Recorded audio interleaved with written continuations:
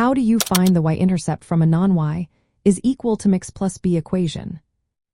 Imagine you're trying to find the point where a line crosses the vertical line on a graph. That point is called the y-intercept. If your equation isn't in the simple from y equals m times x plus b, don't worry. You can still find the y-intercept easily. The key is to remember that the y-intercept is the point where equals 0. So, all you need to do is replace every in the equation with 0.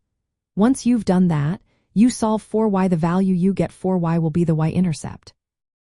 For example, if your equation is 3 times x plus 2 times y equals 6, you set to 0. That gives you 3 times 0 plus 2 times y equals 6.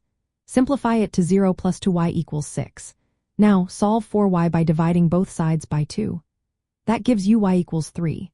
So the y-intercept is at the point 0, 3. It doesn't matter if the equation looks complicated or is in a different form. Just remember, is always 0 when you're finding the y-intercept. If you have an equation like y equals 2 times squared plus 5 times x minus 1, you do the same thing. Set x to 0.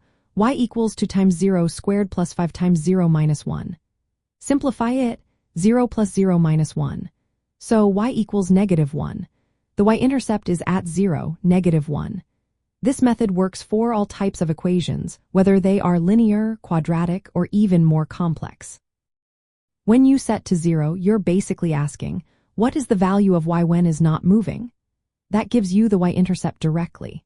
If the equation is written in an implicit form, like x squared plus y squared equals 25, just replace with 0. You get 0 plus y squared equals 25. Then solve for y by taking the square root of both sides. That gives y equals plus or minus 5. So the y-intercepts are at 0, 5 and 0, negative 5. Remember, the main idea is that the y-intercept always happens where x equals 0. This simple step can help you find the y-intercept from any equation, no matter how it looks. It makes graphing and understanding linear relationships much easier. So next time you see an equation, just plug in 0 for x and find your y. That point is your y-intercept, ready to help you sketch the graph or understand the line better.